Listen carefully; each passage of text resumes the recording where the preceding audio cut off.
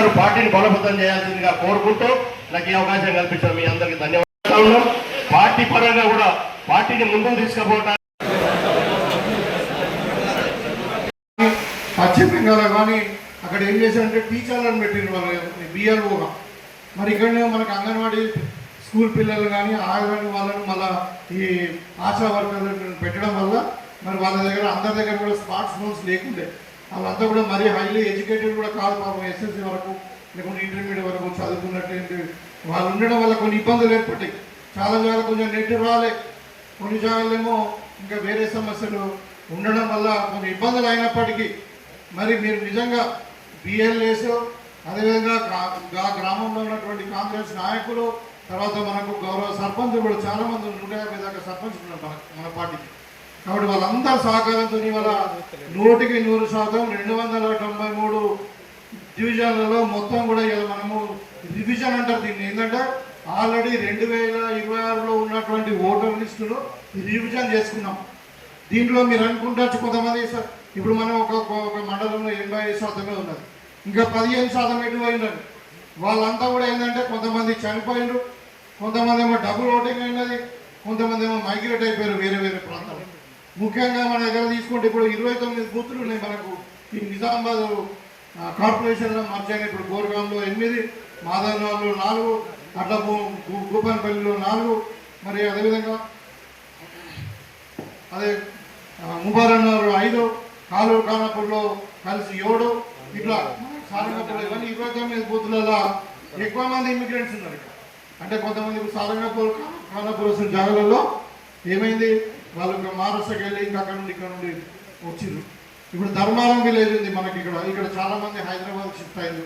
Ghanpur village ఉంది, చాలా దగ్గర బయటకు ఇక్కడ ఉపాధి కూలి కొరకు వచ్చి ఇక్కడ స్థిరపడ్డారు. వాళ్ళ కోర్టు ఇక్కడ అంటే ఇక్కడ స్థిర నివాసులు కారు వాళ్ళు. అదేవిధంగా ఇప్పుడు ఇక్కడ డివిజన్ ఉన్న ఓటర్ లిస్టులు సవరణ చేయడం మన నియోజకవర్గంలో ఇలా నంబర్ 1గా ఉంది. నేను చెప్పడం కాదు, స్వయం ముఖ్యమంత్రి గారే మరి జూమ్ మీటింగ్లో చెప్పడం జరిగింది. వాళ్ళ అఫీషియల్ డేటాని ఇచ్చేది కూడా అఫీషియల్గా ఆర్డీఓ గారి వాళ్ళ మార్నింగ్ ఇచ్చినటువంటి డేటా మనం. కాబట్టి దీనికి మరొకసారి మీకు అందరు కూడా చేతిలోకి నమస్కారం తెలియజేస్తూ మీకు కృతజ్ఞత తెలియజేస్తాం. ఇవాళ ఇదే స్ఫూర్తితో మనం ఇంకా ముందుకు పోవాల్సి ఉంది. ఎందుకంటే ఇవాళ ఒక ఫేజ్ 1 మాత్రమే అయింది ఇది. ఇవాళ మనం అంటే కొంచెం హైదరాబాద్ను దృష్టిలో పెట్టుకున్నా వేరే కొన్ని పట్టణాలను దృష్టిలో పెట్టుకొని సర్వ్ ప్రక్రియ అనేది కొంచెం పెంచి ఇవాళ 31st వరకు మనకు అప్లికేషన్స్ ఇవ్వచ్చు, తర్వాత 3వ తారీఖు వరకు డిజిటలైజ్ చేయొచ్చు అని చెప్పి పెంచి మళ్ళీ 8వ తారీఖు నాడు మనము ప్రిమిటివ్ లిస్ట్ మనకు వస్తుంది సవరణది. ఆ సవరణ లిస్ట్ వచ్చిన తర్వాత మీకు అందరు కూడా ప్రతి బూత్ ప్రింట్అవుట్ మీకు కాపీ ఇస్తారు, మనకు పంపిస్తారు వాళ్ళు ఎలక్షన్ కమిషన్ వాళ్ళు. మరి ఈఆర్ఓ కానీ మనకి డిస్ట్రిక్ట్ ఎలక్షన్ ఆఫీసర్ ఉంటాడు, ఈఆర్ఓ మన కాన్స్టిట్యూన్సీకి ఇన్ఛార్జ్గా ఉంటారు, ఆర్డీఓ. వాళ్ళ ద్వారా మనకు ఒక లిస్ట్ వస్తుంది కొత్తది పబ్లిష్ చేసినాక 8వ నాడు ఇప్పుడు మన సవరణ చేసిన లిస్టు. దాంట్లో కూడా మనం మీకు అందరూ కూడా ఒక్కొక్క కాపీ మీకు ఇస్తాం. దాంట్లో మీరు చూసుకోవాలా మనం ఇలా అప్లికేషన్ ఫామ్ ఇవ్వగానే దాంట్లో ఉండాలా లేదు. ఒకసారి ఆఫీసర్ కూడా బిఎల్ఏ కానీ మన బిఎల్ఓస్ కానీ ఇంకేదైనా మండల లెవెల్లో కూడా అది డిస్ప్లేస్ అయ్యి డిజిటల్ కాకపోతే కంప్యూటర్ కాకపోతే అది ఒక్కోసారి రాదు. అవి కూడా చూసుకోవాలి మనం. మళ్ళీ కానీ చేసుకోవాలి 2026 లిస్టుకు మనం సబ్మిట్ చేసిన దానికి దీనికి ఎట్లా ఏమైనా భేదం ఉందా, ఊళ్ళో మిస్ అయినరా లేదంటే ఇంకేమైనా అన్న కూడా ఇంకా మనుషులు లేని కూడా వేరే పార్టీ వాళ్ళు టీఆర్ఎస్ వాళ్ళు కానీ మన బీజేపీ వాళ్ళు కానీ ఇంకా దొంగ ఓట్లు కూడా సృష్టించే అవకాశం ఉంది. అవన్నీ కూడా మనం పరిశీలించుకోవాలి. అంటే ఈ 8వ తారీఖు నాడు వచ్చేటువంటి ప్రిమిటివ్ లిస్టులు మనము స్క్రూటినీ చేయాలి బూత్ వైజ్. అది మీకు అందజేస్తాం. మీకు బూత్ వైజ్ మీకు టోటల్గా ప్రింట్అవుట్ లిస్ట్ ఒకటి కాదు 2 కాపీలు కూడా మీకు అందజేస్తాం. అది కూడా ఆ ప్రక్రియ కూడా చేయాల్సిన బాధ్యత ఎవరి మీద ఉంటుంది, బిఎల్ఓల మీద ఉంటుంది, బిఎల్ఏల మీద ఉంటుంది, తర్వాత మన కాంగ్రెస్ పార్టీ శ్రేణులు సర్పంచుల మీద ఉంటుంది. చూసుకొని దాంట్లో కరెక్షన్స్ ఉంటే మనం అప్పీల్ పోవచ్చు, మండల లెవెల్లో ఎంఆర్ఓ పోవచ్చు, మళ్ళా జిల్లా మన కాన్స్టిట్యూన్సీ లెవెల్లో ఈఆర్ఓ అంటే ఆర్డీఓ పోవచ్చు. ఆ అప్లికేషన్స్ ఏది ఉన్నా కానీ మన ఆఫీస్లో కూడా ఒకటి, నా క్యాంప్ ఆఫీస్లో కూడా ఒక సెల్ ఫోన్ నెంబర్ ఉంటుంది, ఒకటి అంటే వార్ రూమ్ టైప్ ఒకటి మనకు కాల్ సెంటర్ పెడతా ఉన్నాం. మీరు ఏది ఉన్నా దానికి మనం ఇన్ఫార్మ్ చేయొచ్చు, ఈ ఫలానా మనం ఎన్రోల్మెంట్ చేయాలి, మరి ఈయన మంచి లేడు, ఈయన దొంగతనం ఓటొచ్చిందని చెప్పవచ్చు. అదే కాకుండా ఈ కరెక్షన్ అంటే దీంట్లో అప్లికేషన్స్ గ్రేవియన్సెస్ అంటారు, ఫిర్యాదులు ఏది ఉన్నా కానీ దాంట్లో స్కూటీ చేసి మనం ఫిర్యాదులు ఇవ్వాలి. అది కాకుండా ఇంకొక పక్క ఏంటంటే ఇప్పుడు కొత్త వాళ్ళని జాయిన్ చేయడం. ఇప్పుడు 18 సంవత్సరాలు నిండినాయి, వాళ్ళకి ఓటు లేదు, మళ్ళీ వాళ్ళకి కొత్తగా జాయిన్ కావాలంటే మళ్ళీ ఫామ్ 6 ఫిల్అప్ చేసి మనం ఎంటర్ చేయాలి. అది డైరెక్ట్ హార్డ్ కాపీతో చేయొచ్చు, ఆన్లైన్లో కూడా చేసుకోవచ్చు. ఇంకా ఎవరైనా ఒక ఓటు మరి మనిషి లేడు, అమెరికాలో ఉన్నాడు, ఆయనకి ఇక్కడ ఓటు హక్కు లేదు, వాళ్ళ పూర్వీకులు వాళ్ళ తల్లిదండ్రులు అన్నదమ్ములు ఇక్కడ ఉన్నారు, ఆయన ఓటు కావాలంటే ఆయన కూడా ఆన్లైన్ చేసుకోవచ్చు. లేకుంటే మనకు 6A ఫామ్ ఉంటుంది, 6A ఫామ్లో మనము కొత్త వాళ్ళని ఎన్రోల్మెంట్ చేయాల్సి ఉంటుంది. ఎందుకంటే ఈ ఫిర్యాదులన్నీ స్వీకరించి ఫిర్యాదులు వచ్చిన వాళ్ళందరూ కూడా మళ్ళీ వీళ్ళు ఏం చేస్తారంటే ఈఆర్ఓ వాళ్ళ నోటీసులు ఇస్తారు, అందరికి కూడా నోటీసులు ఇస్తారు. మీరు ఫిర్యాదు ఇచ్చాక నోటీసులో వాళ్ళు ఇచ్చిన అంటే వివరణ మీదకి వెళ్ళి వాళ్ళు ఇచ్చిన ఆధారాల మీదకి వెళ్ళి మళ్ళీ వాళ్ళ ఓటు ఉంచాలా తీసేయాలని నిర్ణయిస్తారు ఎలక్షన్ అధికారులు. కాబట్టి మనము ఇంకా అలర్ట్గా ఉండాలి. ఇంకా ఇప్పుడు రాబోయే టైంలో ఇంకొక నెల రోజులు ఉంటుంది మనకు. ఆగస్టు 8వ తారీఖు నాడు మనకి ఏదైతే ప్రిమిటివ్ లిస్ట్ వస్తుందో సెప్టెంబర్ 8వ తారీఖు నాడు ఫైనల్ లిస్ట్ వస్తుంది. ఆ ఫైనల్ లిస్ట్లో మనం అనుకున్న లిస్టు రావాలి. అప్పటి వరకు ఈ ప్రక్రియ కంటిన్యూ అవుతుంది. దయచేసి బిఎల్ఏలకు నేను మరొకసారి విజ్ఞప్తి చేస్తా ఉన్నా, మీరు చాలా చక్కగా పనిచేసారు. ఎన్ని సమస్యలు ఉన్నా కానీ మీరు అందరు కూడా పనిచేసారు.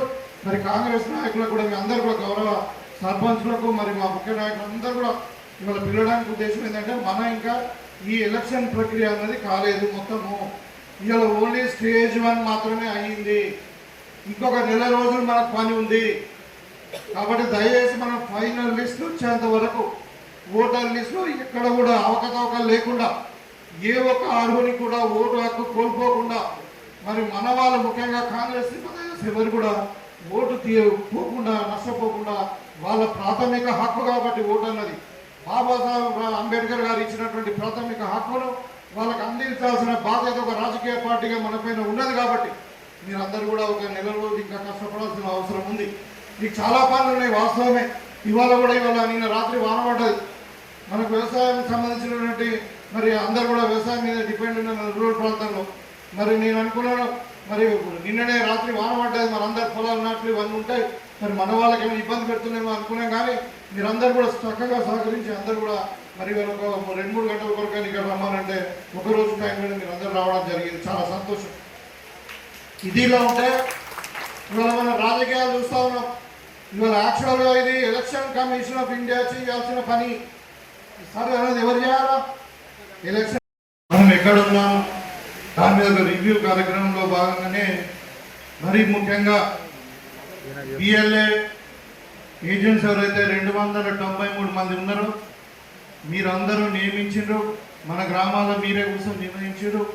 మరి వాళ్ళకి ఐడి కార్డ్స్ ఇచ్చి మనము సరును నిజంగానే నిజామాబాద్ రూరల్లో 100% కంప్లీట్ చేసిన ఘనత బిఎల్ఏకు దక్కుతుంది. కాబట్టి బిఎల్ఏస్కు దాంతోపాటు వాళ్ళతో పనిచేసినటువంటి మరి మన స్థానిక కాంగ్రెస్ నాయకులకు మరి గౌరవ సర్పంచ్లు అందరూ కూడా ఈ గౌరవం దక్కుతుంది. వాళ్లకు మరి ఒకసారి థ్యాంక్స్ చెప్తాం. వాళ్ళకు హృదయపూర్వకంగా మరి చేతులెత్తి నమస్కారం తెలియజేద్దామని చెప్పి ఈ మీటింగ్ పెట్టడం జరిగింది.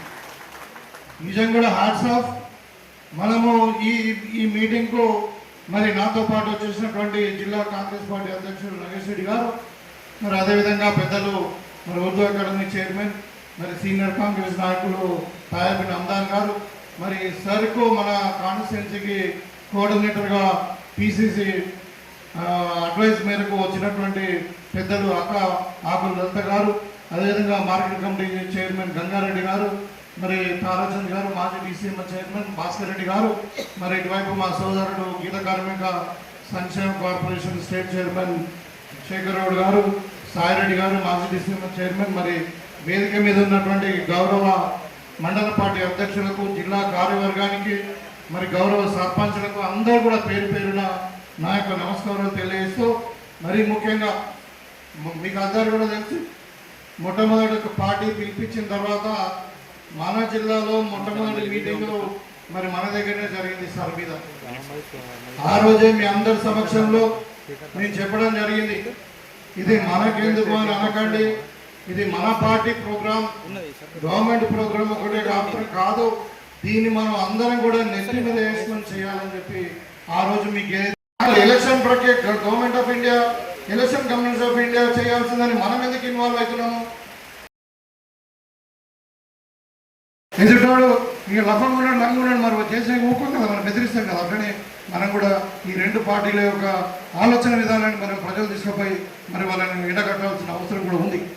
కాబట్టి ఇప్పుడు మళ్ళీ ఒకసారి మన ఫైనల్ లిస్ట్ అయినాక అవసరం ఉంటే ఒకసారి కలుద్దాం. కొద్దిగా ఆలస్యమైనప్పటికీ మరి ఇవాళ కలవడం అనేది చాలా సంతోషంగా ఉంది. మరి ముఖ్యంగా బిఎల్ఏఎస్కు ప్రత్యేకంగా అభినందిస్తూ పార్టీ కూడా మీకు గుర్తింపునిచ్చింది. మన ముఖ్యమంత్రి గారు కూడా మాకు చెప్పారు, వాళ్ళకు ఏదో రకంగా కొంచెం సహాయం చేయండి అని చెప్పారు. మరి ఆ పని కూడా చూస్తూ ఉన్నాం. దయచేసి మీరు అందరూ కూడా కొద్దిగా ఆలస్యమైనప్పటికీ మరి భోజనాలు కూడా ఏర్పాటు చేసాం, మీరు అందరూ కూడా భోజనాలు చేయండి.